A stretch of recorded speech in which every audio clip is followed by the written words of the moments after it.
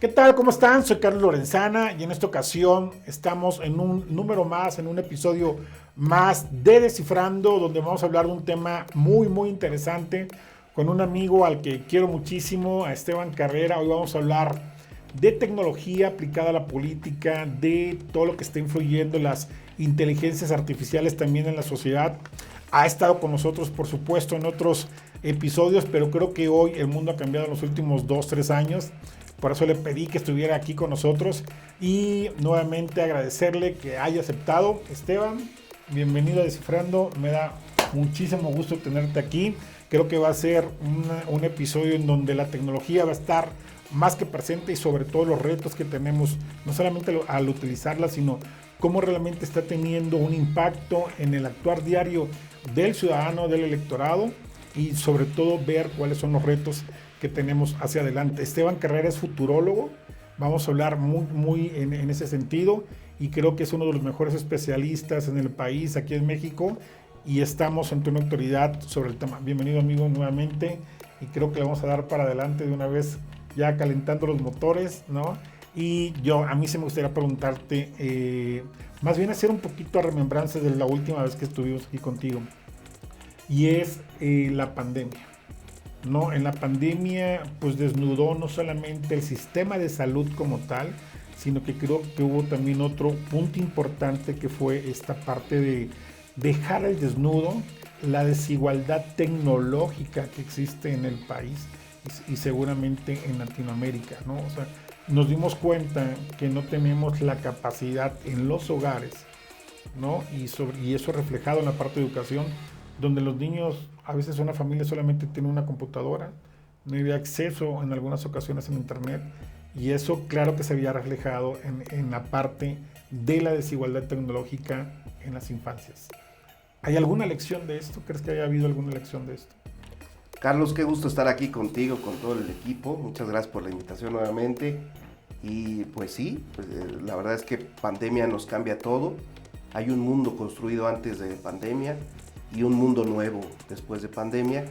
Y hay muchas o varias lecciones que desafortunadamente aún gobiernos e incluso algunas sociedades no las hemos tenido como muy claras. Pero vaya que hay un cambio de sistema, porque las personas confunden que esta es una época de cambios. Y no, este es un cambio de época totalmente. Claro. Entonces, niños que el maestro les decía que no usaran el celular y después los mandamos al celular, o que no vieran la televisión y los mandamos a la televisión.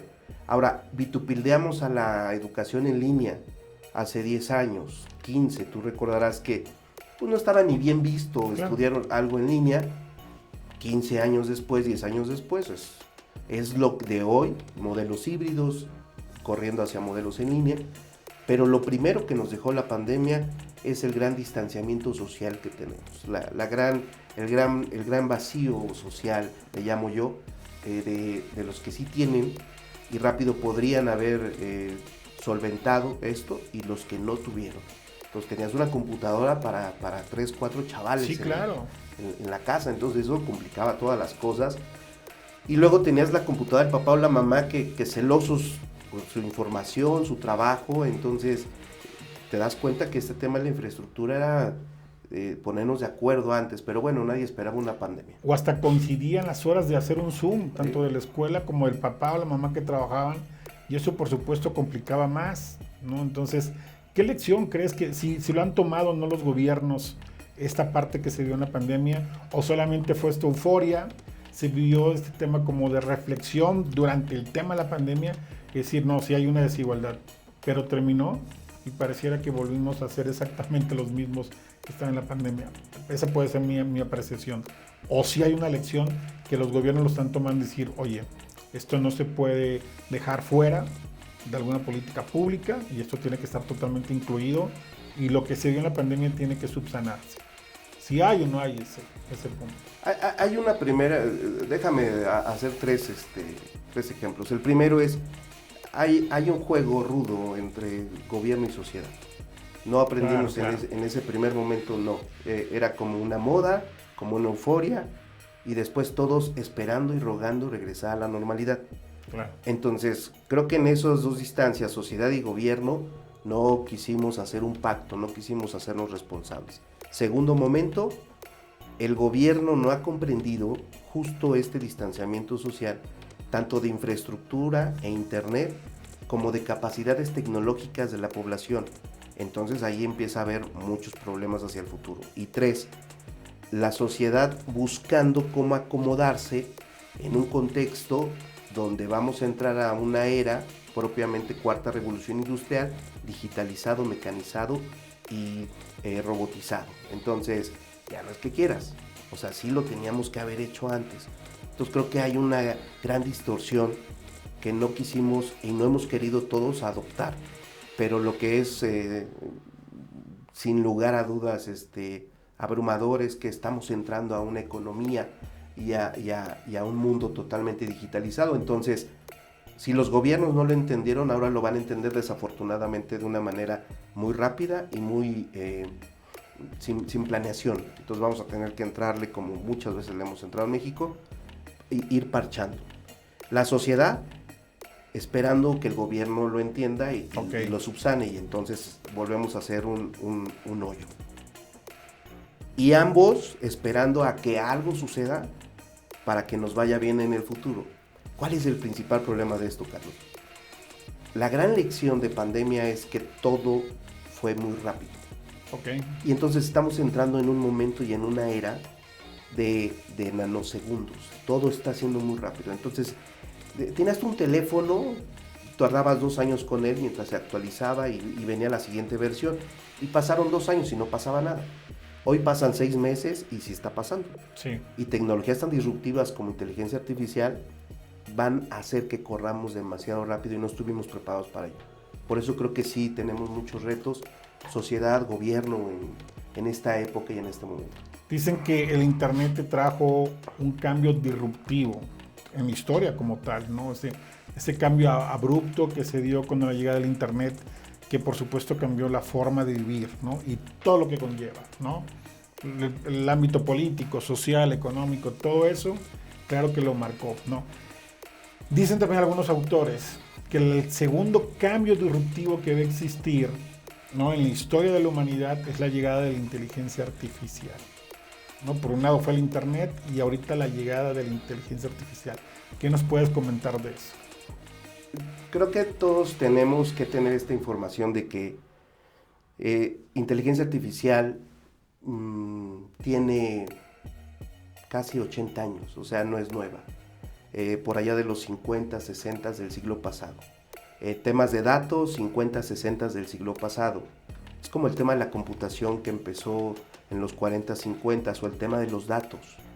El problema, el gran cambio, es que no habíamos hecho jugar juntas a las tecnologías. Okay. Entonces esto es lo que nos está rebasando.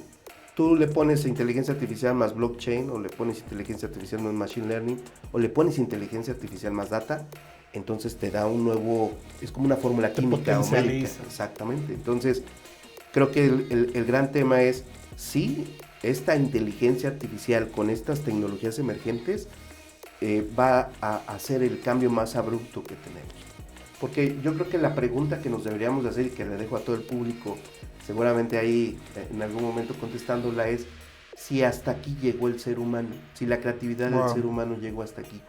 Esa es la pregunta que nos hacemos los que estamos estudiando temas de futuro, los tecnólogos, los que estamos viviendo esta parte de la perspectiva y de los escenarios, si hasta aquí llegó el ser humano. Entonces eso nos pone un reto que entonces hay que volver a escribir libros o hay que reescribirlos, y entonces sí es un paradigma al que le tenemos que entrar a la discusión. Mientras le entramos a la discusión, sí, inteligencia artificial lo va a cambiar todo. La inteligencia artificial viene a sustituir la creatividad humana, me estás diciendo, el tema de la economía naranja. O sea, ¿eso va a ser basado por la inteligencia artificial?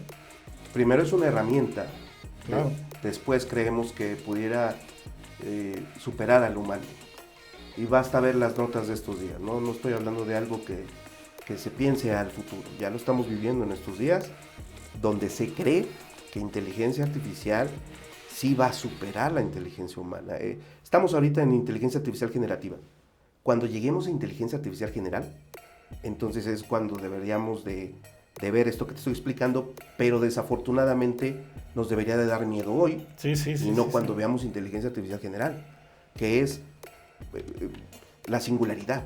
O sea, ya la máquina piensa por mí, ya la máquina toma decisiones, y además, algo que debo de aclarar, es que en este momento inteligencia artificial hace tareas, pero no trabajos.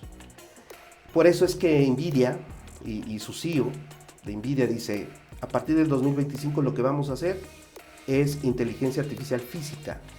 Entonces vamos a pasar del algoritmo en un programa, en un software, en una computadora, en una aplicación.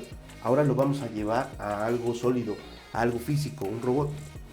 Entonces ahí es cuando empieza esto a tomar otro escenario, otras tendencias, porque ahí es donde nos vamos a dar cuenta que los seres humanos no estábamos hechos para dos cosas, cargar y jalar. El cuerpo del ser humano no está hecho para cargar y jalar. Entonces necesitamos a alguien que lo haga, por eso usamos a los animales de carga, pero ahora podemos usar a los robots. Esto que hemos denominado estos días, androides humanoides o humanoides androides. Y la variación del nombre va a ser ridículo en los siguientes meses, pero la idea es tener robots a tu servicio.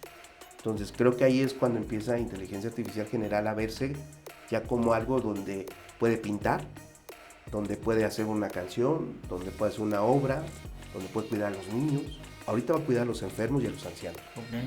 Pero cuando empiece a hacer cosas que tú y yo, por sentirnos humanos, y que sabíamos que una máquina, un programa no hacía, y que lo empiece a simular, y luego lo empiece a mejorar, entonces creo que ahí sí vamos a ver que esto no era una broma.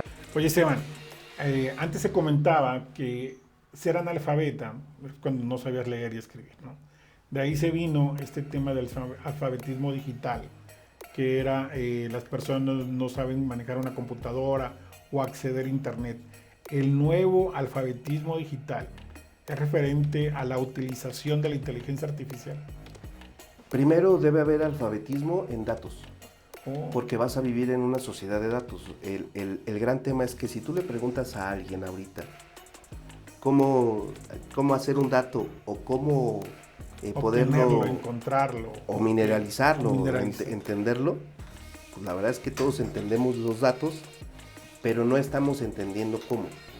Entonces la primera alfabetización debería ser datos, sin lugar a dudas. Eso es lo primero. Lo segundo es comprender este tipo de tecnologías como inteligencia artificial, sí. Como blockchain, sí. Como machine learning, sí. O sea, hay tecnologías que llevan más la ventaja que otras. Entonces sí creo que esta nueva alfabetización tiene que ver con un todo. Yo comenzaría por alfabetización en datos. Alfabetización en datos. Ok. Oye, entonces, ¿cuál sería el futuro de la educación? ¿Hacia dónde vamos? Hay una palabra que se llama multi. Va a ser todo lo multi que te imagines.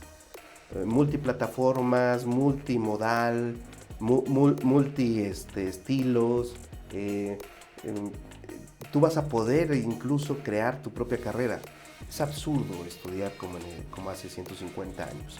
El método prusiano de la educación surge a partir de las guerras, y entonces empezamos a hacer educación en tiempos de guerras. Después nos fuimos a la construcción de la revolución industrial, justo para poder atender el tema de obreros, y entonces especificamos un grupo de materias. Hoy es totalmente absurdo pensar que debes de seguir estudiando como hace 100 años y lo seguimos haciendo. Sí. Entonces el futuro es que sea multimodal, que sea multitareas, que sea multilugares. Imagínate que tú estés en un campus, en una escuela que tiene 20 campus en el país, y un día tienes que viajar. Entonces tú vas a poder ingresar al campus que no es tu sede, a tomar esa clase porque estás en ese lugar. O sea, es absurdo pensar que no lo pudieras hacer. Y después viene la educación híbrida o la educación digital. Entonces vamos a tener mucho este modelo, y la escuela va a ser divertida. O sea, se romperá el famoso concepto de que tiene que ser rígida, o que una biblioteca tiene que tener silencio. O sea, cuando yo voy a una escuela y veo el silencio, a mí me quiebra la cabeza pensar que estoy en el siglo XX o en el XIX. En el siglo XXI se debate, se platica, se construye, se es creativo. ¿Y dónde se es? Pues en la escuela, pero ¿cuál es el lugar creativo de la escuela? O sea, tú pregúntale a una universidad, oye, ¿cuál es el lugar más creativo de ustedes? Entonces no existe. Entonces el futuro de la educación pasa por muchas versiones luego por muy creativa, luego por muy cómoda. Y tú tienes que ser feliz en la escuela. O sea, tú vas a la escuela para ser feliz. Y vamos a terminar, yo creo, ya no yendo a la escuela. O sea, ya no yendo a lo que vamos ahora. Iremos a otra cosa, a convivir. ¿Desde la parte física o solamente va a ser digital? Desde la parte física. O sea, iremos a compensar tiempo, a platicar, a crear, a desarrollar, a prototipar. Pero no creo que volvamos a sentarnos en un aula, ¿no? O sea, eso es muy absurdo, sentarse en un aula y... Si tuviéramos que preparar a un niño, no un niño, ya una persona que está a punto de entrar a seleccionar una carrera, ¿no? ¿Qué habilidades blandas se le buscaría o que tú dijeras, esto lo tienes que estudiar como un tema de habilidad blanda tuya acá? O sea, que dices, no, refiriéndome a enfrentar el futuro, ¿no? Y sobre todo esta velocidad con la que van a venir los cambios, lo brutal que va a ser, ¿no? Que tú dices, oye, si se queda desde la misma lógica de la educación como estaba, pues no creo que esté tan preparado a lo que va a enfrentar en los próximos años, ¿no? Que tú le dijeras aquí, sientes a tu hija y dices, estas son las habilidades blandas que te sugiero que te prepares por lo que viene en 5 años, que no creo que sea más. 6, 7 habilidades. La primera es la de comunicación. Okay. No entendiéndola solamente como el modelo de hablar. Ajá. O de interacción, ¿no? Sino como el modelo de armar comunicación. Okay. Que hoy es muy de moda, ¿no? Contar historias, el storytelling, claro. Y todo esto. Porque imagínate en una situación de hoy, a un abogado que hace 20 años podía escribir muy bien sus demandas o denuncias, pero hoy las tiene que ir a defender. Entonces él no tuvo esa habilidad blanda y hoy ahí hay casos y hay penalidades si tú no puedes articular ideas. La argumentación. Exactamente, entonces el tema de comunicación fundamental y no solamente para hablar en público. El tema de liderazgo. O sea, necesitamos más líderes. El mundo está discutiendo en este momento cómo construimos líderes, que es un gran paradigma de al menos de los últimos 200 años. Otra habilidad blanda muy sofisticada es al aprender a desaprender para volver a aprender. Esa es buenísima, claro, desaprender, claro, aprender a desaprender. ¿Cómo le haces para que lo nuevo lo puedas absorber? Nosotros venimos de un sistema donde lo que aprendías hoy te servía 50 años, imagínate. Sí. Hoy no, hoy tienes que tener esa habilidad. Otra habilidad es el trabajo en equipo. Por primera vez en la historia de la humanidad, todo va a ser comunitario, todas las personas van a poder trabajar en sintonía. Esto quiere decir que vamos a sentar, y lo hace mucho, por ejemplo, el TEC de Monterrey en México, vas a sentar al físico, al doctor, al abogado, al contador, al ingeniero, para hacer una solución. Eso en el siglo pasado no existía. Eran los ingenieros, los abogados, los contadores, y casi nadie se hablaba. Hoy no, hoy tienes que sentar a los diferentes en la mesa. Entonces, trabajo en equipo, resiliencia. O sea, después de COVID, nos regresamos a los 90s cuando salió este famoso acrónimo VUCA que sacó el ejército de los Estados Unidos para decir que estabas viviendo un momento VUCA de variación, incertidumbre, cambio, mucho cambio. O sea, ya nada es estable, nada va a ser estable. Entonces necesitas gente muy resiliente que pueda... Claro, que se adapta rápido. Claro, pensamiento global. O sea, estamos viviendo, hoy sí ya estamos viviendo en una sociedad global. Con internet, puedes tener un trabajo en otro país, puedes tener un cliente en otro país. Y a la última, a la que se le da poco peso, y que creo que es muy importante, es el tema de manejar tus emociones. O sea, aprender a respirar, aprender a controlar. El tema de inteligencia emocional. Claro. Okay. O sea, yo empezaría con esas 6. Bueno, ¿por qué? Okay. Porque toda la información que quieras la vas a tener en internet, la vas a tener en el celular, la vas a tener en inteligencia artificial. Entonces, más bien, lo que yo le diría a los niños, o si tuviéramos un niño, un adolescente, es vamos a formarte en esto. Y lo segundo es vamos a formarte en lo que mejor haces. Claro. Ya lo decía algún escritor o incluso algún orador. Si vemos que el niño sacó 5 en matemáticas y 10 en español, entonces el papá lo hacía mal, le daba a las matemáticas y no al español, no, pues ya te está demostrando su talento. ¿Por dónde debe Dale ser? al talento. Claro. Entonces impulsas el talento y con estas habilidades pues le abres el panorama, ¿no? Me queda perfectamente claro. Oye, Sean, pues bueno, hablemos de tecnología y política, ¿no? ¿Dónde estamos parados en ese tema? ¿Dónde está impactando la tecnología? ¿Los gobiernos le están haciendo caso? ¿Los políticos como tal? Porque ya no desde el gobierno, desde la visión del político, ¿qué está pasando en esta combinación tecnología con política? El político va muy lento, el gobierno va muy lento, van muy lentos. Es la primera vez en la historia de la humanidad que los cambios están sucediendo muy rápido, pero además, al menos en los últimos 100, 120 años, tú tenías que pedirle permiso al gobierno, casi en todo. Es la primera vez en los últimos 120 años que no le tienes que pedir permiso al gobierno para hacer una aplicación o para hacer una tecnología. Entonces eso complica todo, porque el gobierno y la política van muy lentos. Prueba de ello es, nos subimos a redes sociales y se hace todo un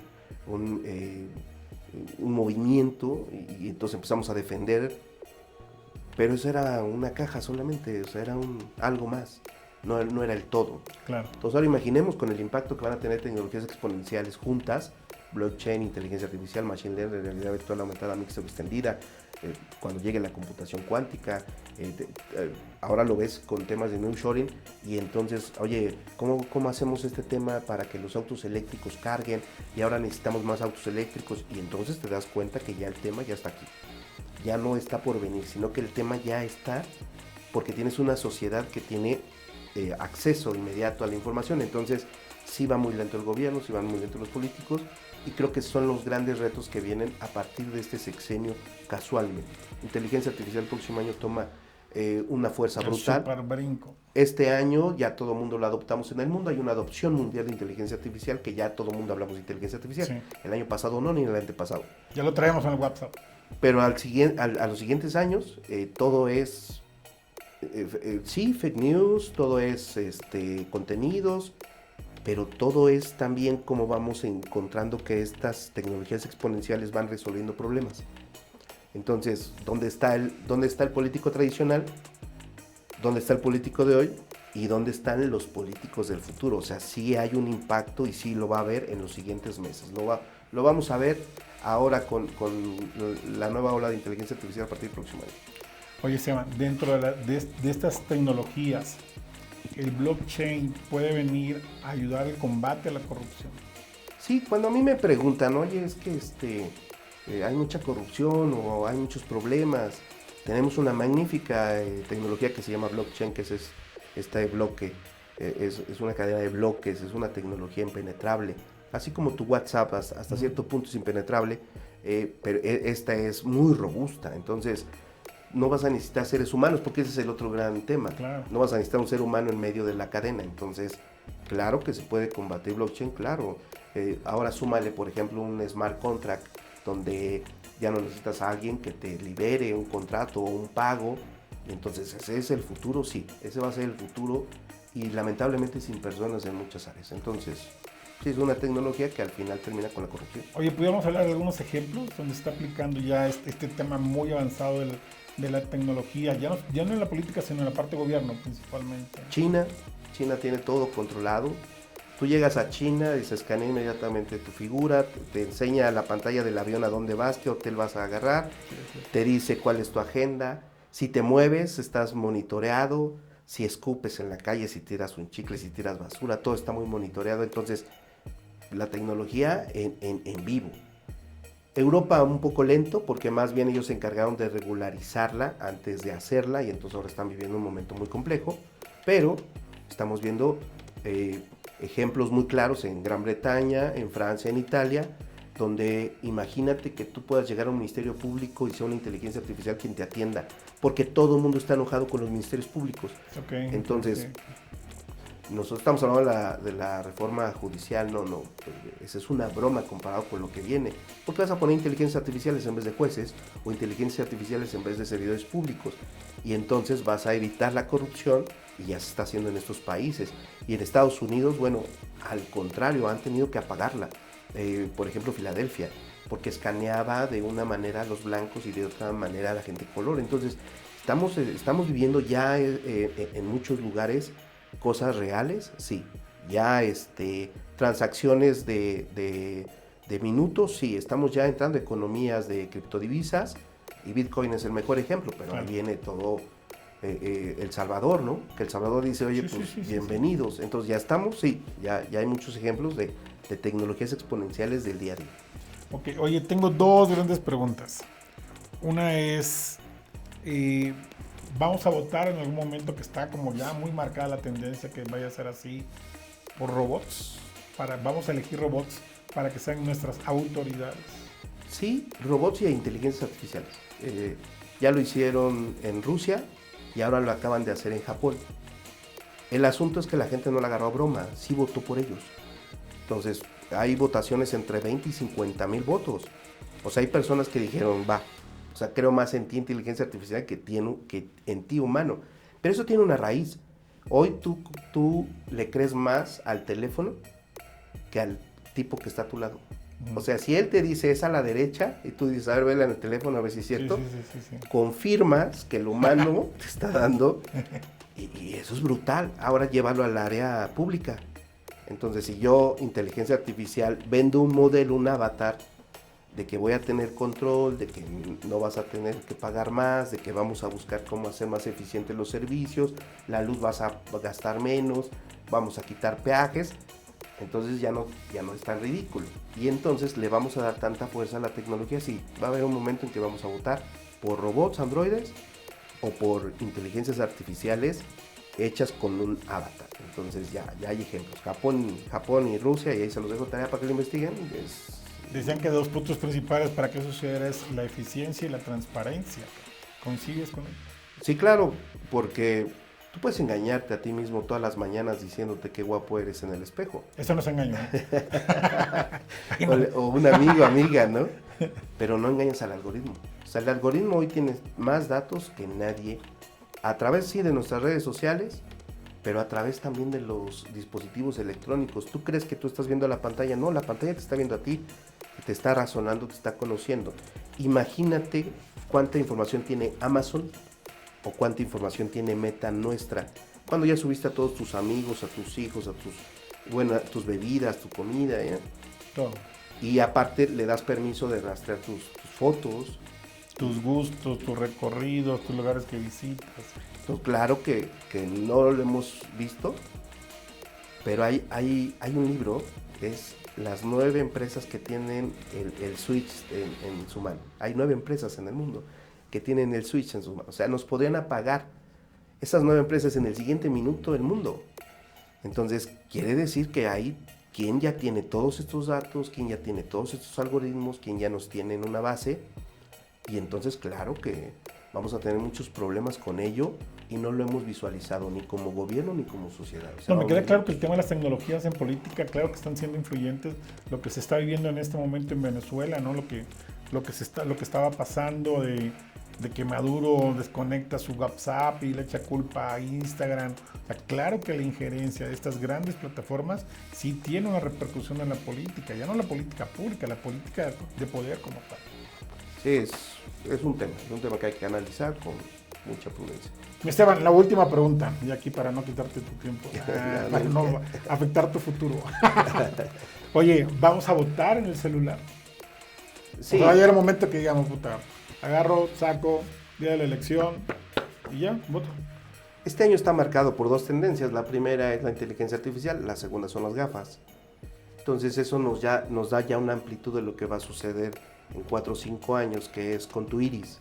Ajá. Y después viene Starlink, tus neuronas, un chip en tu cerebro. Entonces, sí, claro que vamos a poder votar en el celular, pero va a ser un ejercicio más fácil del que nosotros hemos visto en este momento. O sea, tendrá que ser un ejercicio mucho más fácil, más dinámico, que solamente ir y escanear un código QR o meterte y que te llegue una clave. Será mucho más fácil, sí, en un dispositivo como el celular, sí, porque también hay que aclarar algo, no creo que haya celulares dentro de 10, 15 años. O sea, es muy absurdo hacer este movimiento para un ser humano. Entonces, lo que estamos viendo es integrarlo a tu cuerpo o a algo que vaya en tu cuerpo, una pulsera, tus lentes, y eso ya lo hemos notado. Los audífonos.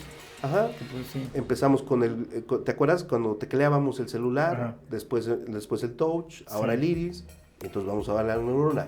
Entonces sí va a haber un gran cambio y yo creo que las votaciones en 20 años son totalmente diferentes incluso a lo que nos estamos imaginando. Y habrá que ver cuáles son las tecnologías que están tan poderosas, porque estamos viviendo la primera época o la primera ola de inteligencia artificial de 10 que se dice que va a haber. Entonces, esto es una broma, ¿no? Sí. Lo último, jóvenes, política, tecnología.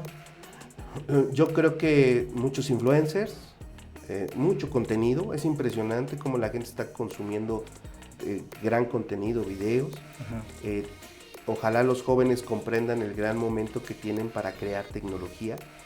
No es nada difícil, todo está en la red. Y de comprender que este es un mundo que va a ser sí o sí híbrido. No vamos a regresar al mundo físico totalitario. Todo lo que sabemos de inteligencia artificial hoy lo aprendimos en el internet todos. O sea, imagínate. Es la primera vez que hablamos de un tema donde nadie ha ido a un aula y se ha esforzado 5 años para aprender algo y luego lo ha venido a repetir. Todo lo que sabemos hoy de inteligencia artificial es porque los tipos que la hacen lo pusieron en videos, alguien la empezó a construir, a valorar y después lo dieron formato y ahora ya lo sabemos. Ese es el modelo de educación y el modelo de juventud que ahora va a imperar. Cómo agarras una información y la vacías para que el público la pueda obtener de manera gratuita, coste cero. Va a ser un mundo donde haya muy pocos esfuerzos para hacer algo, o sea, todo está muy a la mano. Todos los jóvenes tienen un gran futuro para hacer buena política, para influir en los temas públicos y para ayudar a las personas que menos tienen, porque sí, cuarta revolución industrial sí divide entre los que saben y entre los que no saben, y ahí necesitamos a los jóvenes. Amigo, muchísimas gracias. Carlos, que como estés aquí. siempre. Soy Carlos Lorenzana y esto fue Descifrando. Muchísimas gracias.